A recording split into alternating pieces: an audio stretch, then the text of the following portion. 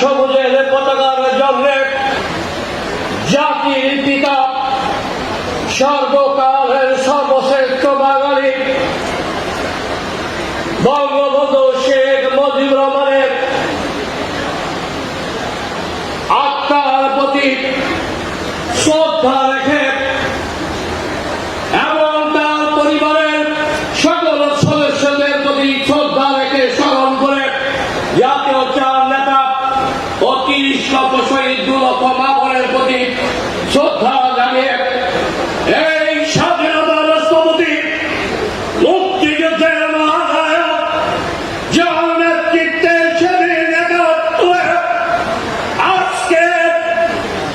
যিনি প্রধান অতিথির আসন অলঙ্কিত হয়েছেন, যিনি বাংলাদেশ সরকারের স্বরাষ্ট্র মন্ত্রণালয়ের দায়িত্বপ্রাপ্ত স্বরাষ্ট্রমন্ত্রী হিসেবে সফলতার সাথে সারা বাংলাদেশে এই সরকারের ভাবমূর্তি এবং উন্নয়ন অব্যাহত রেখে তিনি আজকে সফলতার সাথে এই ময়মনসিংহে এসে মুক্তিযুদ্ধ জাদুঘর মুক্তিযুদ্ধের গ্রন্থাগার উন্মোচন করেছেন। আমি তার জন্য ময়মনসিংহ জেলার প্রতিটি পরিবারের পক্ষ থেকে মুক্তিযুদ্ধের সন্তান হিসেবে মুক্তিযোদ্ধাদের পক্ষ থেকে আপনাকে শ্রদ্ধার সাথে কৃতজ্ঞতার সাথে আপনাকে ধন্যবাদ জানাতে চাই। আজকে যারা পুলিশ প্রশাসন এই আয়োজন করেছেন তাদের প্রতি আমি মুক্তিযুদ্ধের সন্তান হিসেবে আগামী প্রজন্মের কাছে মুক্তিযোদ্ধা এবং মুক্তিযুদ্ধের জাদুঘর ভবিষ্যৎ প্রজন্মের শিক্ষণীয় এবং মুক্তিযুদ্ধ চলাকালীন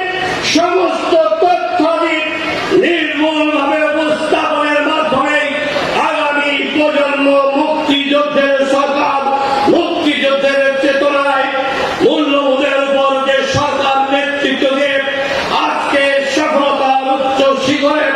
স্বাধীন সার্বভৌম বাংলাদেশ আগামী ৪১ সালের মধ্যে স্মার্ট বাংলাদেশ, স্মার্ট নাগরিক,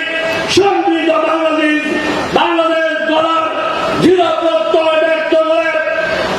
মাননীয় প্রধানমন্ত্রীর নেতৃত্বে বঙ্গবন্ধুর সুযোগ্য তনয়ের নেতৃত্বে ইনশাআল্লাহ আগামী দিনে বঙ্গবন্ধু রেখে দেওয়া বাংলাদেশ ইনশাআল্লাহ এই বাংলাদেশ আগামী প্রজন্মের কাছে স্মার্ট বাংলাদেশ উপহার